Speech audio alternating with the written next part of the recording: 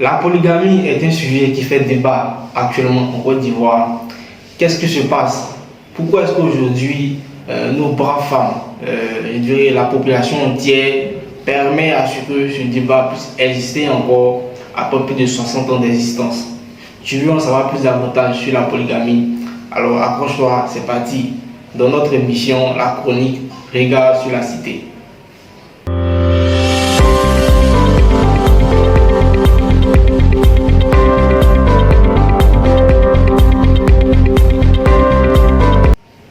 Alors, ce qu'il faut savoir, bien avant de comprendre la polygamie, n'hésitez pas à vous abonner à notre page YouTube pour recevoir plus d'informations. C'est une nouvelle émission sur ma page YouTube Yann Koné. Alors abonne-toi maintenant et soutiens cette initiative. Alors, ce qu'il faut savoir sur la polygamie en Côte d'Ivoire, il y a deux choses. D'abord, le statut juridique. Depuis 1964, la loi ivoirienne au niveau du Code civil est claire là-dessus. La polygamie n'existe pas réellement en Côte d'Ivoire de façon juridique. Voilà, c'est le régime monogamique qui est adopté depuis 1964 en Côte d'Ivoire. C'est-à-dire un homme a le droit de marier une seule femme.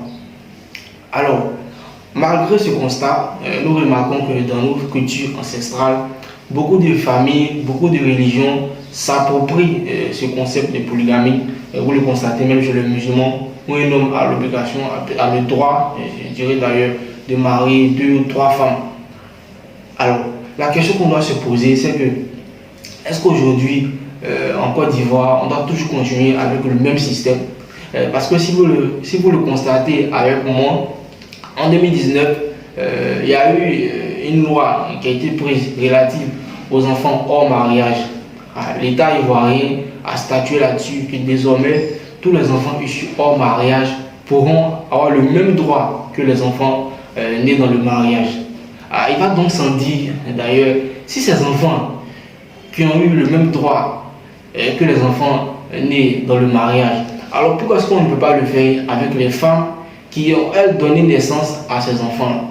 Donc, automatiquement, je pense qu'aujourd'hui, on peut le faire aujourd'hui avec ces femmes qui ont donné naissance aussi à ces enfants, parce que ces enfants sont pris de façon légale. C'est un sujet vraiment qui pose débat. Prenons le cas par exemple du Sénégal. Au Sénégal, il faut dire que depuis 1972, la loi sénégalaise est claire.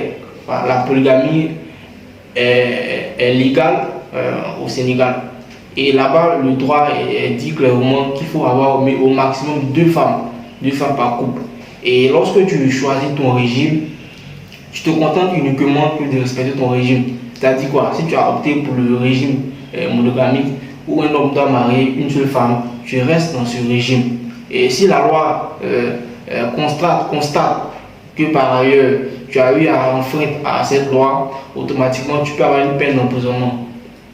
Alors, donc vous constatez qu'au Sénégal, c'est une loi qui a été adoptée il y a plusieurs années de cela. Et c'est volontaire. Voilà, tu n'es pas obligé de te mettre avec plusieurs femmes. C'est une loi qui est volontaire. Alors, ce qu'il faut savoir, c'est que la polygamie a 2 formes. Il y a la polygynie et il y a la polyandrie. La polygynie, c'est lorsque une femme a l'obligation ou bien a le droit de prendre plusieurs hommes. Et la polyandrie, c'est lorsqu'un homme a le droit de prendre plusieurs femmes. Alors, la question est de savoir, est-ce que réellement on est apte à ce qu'une femme, si généralement cette loi a été adoptée à l'Assemblée nationale, est-ce qu'on est apte à ce qu'une femme, surtout en Côte d'Ivoire, puisse s'approprier, je dirais, 2 hommes ou plusieurs hommes? Alors, le sujet est clair. Je pense que c'est un sujet de réflexion auquel on doit tous réfléchir, parce que cette loi n'est pas une loi antagonique, c'est une loi qui est très cruciale pour nous. Il faudrait qu'on puisse réellement penser à cette situation. Et pensons aussi à toutes ces mères qui jusqu'à aujourd'hui vivent dans l'obscurité.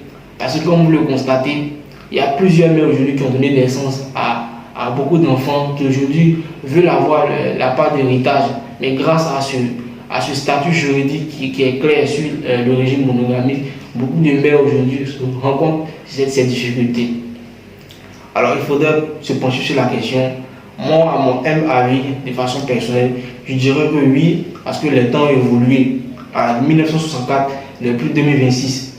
au fur et à mesure qu'on avance, on se rend compte que les choses évoluent.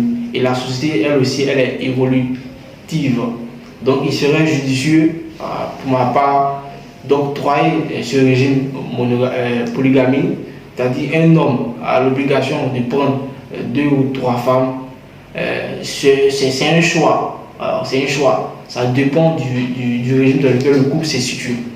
Alors, si le couple a décidé de prendre à adopter son régime selon ses concepts, je pense qu'on pourra donner la possibilité à chaque citoyen de pouvoir se pencher sur la question. Voilà. Mais comme je dis, la société, elle est évolutive. Donc, il va donc sans dire qu'aujourd'hui, c'est un sujet qui fait débat. Je pense qu'on pourra mieux se pencher sur la question et pourquoi pas peut-être satisfaire le désir de tout un chacun, puisque la société aussi, c'est une question de liberté. Chacun est libre de pouvoir s'exprimer, de vivre pleinement et de pouvoir vivre son bonheur. C'était notre quotidien, notre nouvelle chronique, regard sur la cité. C'était mon avis sur la question. J'espère que je vous ai apporté un plus sur la question. On se donne rendez-vous la semaine prochaine. Je dirais très bientôt encore pour une nouvelle chronique d'un regard sur la cité. La polygamie, parlons-en et parlons-en. Allez, à bientôt.